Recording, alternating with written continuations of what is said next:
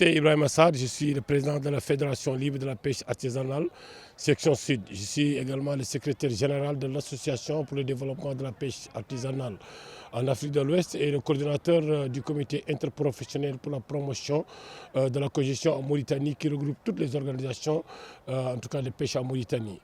Et donc ce qui s'est passé, c'est que à 2 semaines de l'ouverture du céphalopode, il y a les gens pêcheurs de Nouadhibou qui se sont rebellés, soit disant que cette année, ou en tout cas cette ouverture, il y aura plus de la pêche de la turlute.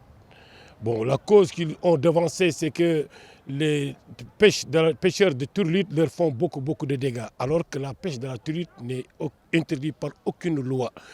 Depuis lors, les autres, ils avaient dit aussi que ce sont des étrangers. Or, qu'il y a les communautés de Ndiago et d'autres pêcheurs qui habitent quelque part à Kaïdi Bogué, un peu partout en Mauritanie et qui utilisent la turlute. Et donc, il y a eu beaucoup de problèmes. Les pêcheurs se sont mobilisés à Nouadhibou. Donc, il y a les 2 camps qui sont faits en face. Aujourd'hui, c'est l'ouverture. Le premier camp est parti. Ils sont en train de pêcher, alors que le deuxième camp, ils sont là à l'attente. À chaque fois, il y a des promesses que le gouverneur, après, leur promet. On ne sait pas jusqu'à présent quelle est la cause, parce qu'on ne peut pas comprendre un Mauritanien qui interdit à un autre Mauritanien, en tout cas de pratiquer une technique de pêche. Et en plus aussi, le commandant là-bas a fait un circulaire disant que c'est interdit la turlute à Nouadhibou, mais la cause qu'il a devancée, c'est pour éviter des conflits. Maintenant, nous, en tant que pêcheurs, il n'y a personne qui nous interdit et depuis 2 jours déjà, il y a un autre problème qui est arrivé. Ils ont appliqué une loi qui a été ici depuis presque 2012, c'est-à-dire la mauritanisation en tout cas de la pêche artisanale. Et c'est vrai que les étrangers n'ont pas droit de pêcher le poulpe, c'est nationalisé. Mais nous, Mauritaniens, il n'y a rien qui nous interdit le poulpe, ni pour pêcher et aussi avec n'importe quelle technique de pêche.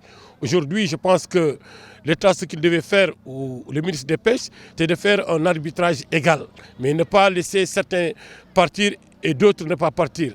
Et pour faire la turlute, parce qu'eux, ils ne sont pas des pêcheurs, ils ne sont pas capables, en tout cas, d'utiliser la turlute, parce qu'on est dans un pays de commerce. Avec la turlute, c'est très simple.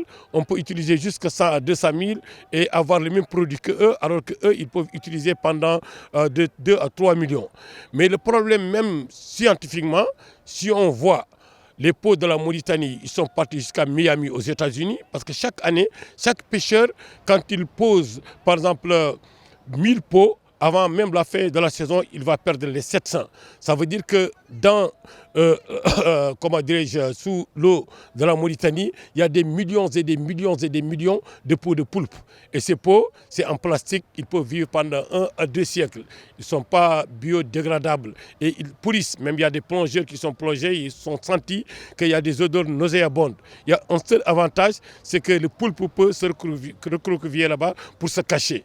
Et alors que la turlute, ce n'est qu'une simple plombe et une ligne sur le plan environnemental, donc il n'y a aucun impact négatif.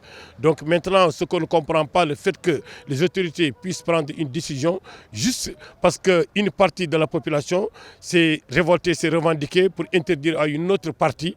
Et donc, eux, ils favorisent cette partie qui sont en train de partir, de pêcher, de travailler. Et les autres Mauritaniens, ils sont là à l'écart, on ne comprend pas. Donc c'est ce qui s'est passé. Et jusqu'à présent, même ici au niveau de Nouakchott et sur les autres sites, on nous dit que maintenant vous pouvez partir depuis hier, mais il faut que chaque pirogue ait en tout cas un Mauritanien. Parce qu'ici, quoi qu'on dise, même si on dit que la pêche artisanale elle est nationalisée, mais c'est un secret de polichinelle que les 2 tiers en tout cas des pêcheurs qui sont ici, c'est des étrangers. Et en plus, si les gens de la turlute utilisent les étrangers sénégalais, eux, ils utilisent les étrangers maliens. Et un étranger, c'est un étranger. Et donc aujourd'hui, on veut vraiment demander à l'État, particulièrement au ministre des Pêches, de faire un bon arbitrage. Parce que ça, nous le voyons comme discrimination, nous le voyons comme quelque chose de pas normal. Il fallait dire à tout le monde d'arrêter jusqu'à ce qu'on règle le problème. Mais le fait de laisser certaines partir et d'autres, on les prive, on les donne des rendez-vous qui ne finissent jamais, c'est ce que nous, on n'arrive pas à comprendre. Voilà la situation qui s'est trouvée depuis un bon moment. Merci beaucoup.